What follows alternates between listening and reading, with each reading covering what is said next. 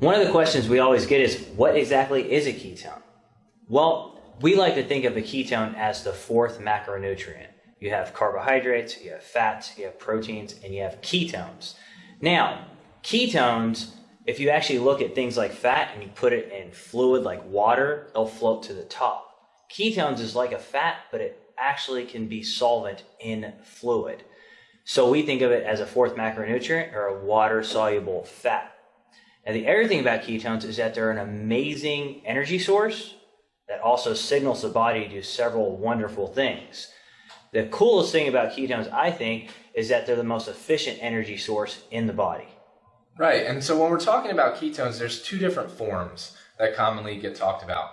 One are ketone salts, and the other one are ketone esters. So when we're talking about ketone salts, it's really beta-hydroxybutyrate, the ketone body, bound to different minerals, whether that be sodium, magnesium, calcium, or potassium, or different things like amino acids. All of these different possibilities with ketone salts. Ketone esters, on the other hand, are beta-hydroxybutyrate bound to an ester. It's an ester bond, so some form of alcohol in some essence.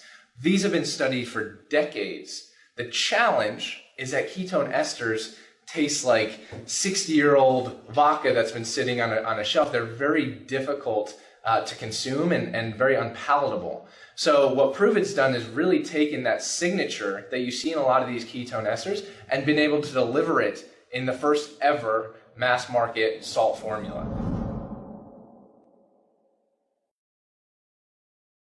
We've leveraged years and decades and millions of dollars worth of research to come up with the best formulation. Now, what does that mean?